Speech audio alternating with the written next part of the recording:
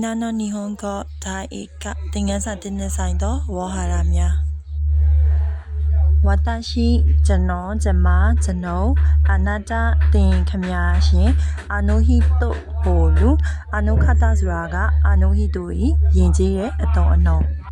နာနီနာနီဆန်နာနီနာနီရဲ့နေရာမှာနာမည်ထည့်ရမှာပေါ့နော်ဥပမာတာနာကာဆန်ဦးတာနာကာအဲ့လိုမျိုးပဲနာနီနာနီချန်ဆိုရင်အဲ့ဒီနာနီနာနီရဲ့နေရာမှာနာမည်ထည့်ရမှာပေါ့နော်ဥပမာမျိုးချန်သူကကြတော့လူငယ်လူရွယ်နဲ့ကလေးတွေနေရာမှာသုံးနေပေါ့နော်ချန်ဆိုတာ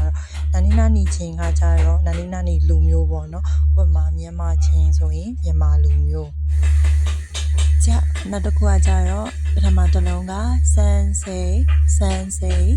ဆရာမသူကဆရာမလှုပ်တဲ့သူမဟုတ်ဘဲနဲ့ဆရာဝန်လည်းစန်စေကိုခေါ်လို့ရပါတယ် professional အနေနဲ့လုပ်တဲ့ဆရာမတွေကိုကြတော့ကျော်ရှိလို့ထွက်ပါတယ်နောက်တစ်ခါကျတော့ကျောင်းသားကျောင်းသူဂက်စေခုဆိုတဲ့အတန်ကိုဖျောက်ပြီးတော့ထွက်ကမှာပါနောက်တစ်ခါကျတော့ခိုင်ရှာရင်ကုမ္ပဏီဝန်ထမ်းနောက်တစ်ခုကရှာရင်ကကြတော့ကုမ္ပဏီနေနဲ့တွဲပြီးတော့သုံးတယ်ပေါ့နော်ဒါတွဲပါ IMC နော်ရှာရင်ဆိုရင် IMC ရဲ့ကုမ္ပဏီဝန်ထမ်း IMC ကုမ္ပဏီရဲ့ဝန်ထမ်းပေါ့နော်ဂျာနောက်တစ်လုံးကကြတော့ဂင်ခိုအင်းဘဏ်ဝန်ထမ်းကိုပြောပါတယ်ဂင်ခိုအင်းဆိုတာဘဏ်ဝန်ထမ်းပါစကီဝါအရှာဆရာဝန်ခင်ကျူရှာသူတေသနာပညာရှင်ဒိုင်ဂကုတက္ကသိုလ်ဘျောအင်းစီယုံစီခဲဂျာရီဘသူဂျာရီရဲ့ယဉ်ကျေးတဲ့အတုံးလုံးကဒိုနာတာအာနိုဟီတိုဝါဒိုနာတာဒက်စကာအဲ့ဒီလူကဘသူလဲနာနီဆိုင်နဲ့နန်းဆိုင်အိုီခုဆိုအသက်ဘယ်လောက်လဲဂျာနောက်တစ်ခုကကြတော့အဲ့ဒီအခန်းတရဲ့ခိုင်ဝါပေါ့နော်ဟာဂျီမဲမာရှ်တဲ့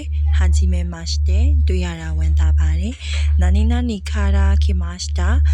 နာနီမှာလာပါတယ်တတွဲပါမြန်မာခါရာခိမရှ်တာမြန်မာကနေလာပါတယ်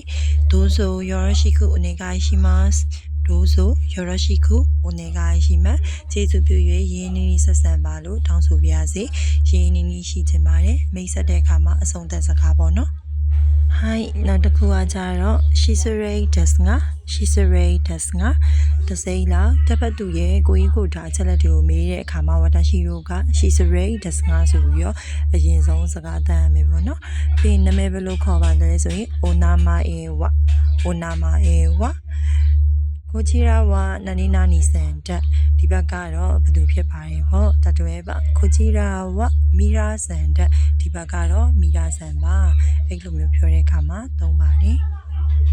ဟိုက်နောက်တစ်ခုကကြတော့နိုင်ငံနေနာမည်ပေါ့နော်အမေရိကအီဂီရီစုအင်္ဂလန်အိန္ဒိယအင်ဒိုနီးရှားနောက်တစ်ခုကကြတော့ကန်ခုခုကိုရီးယား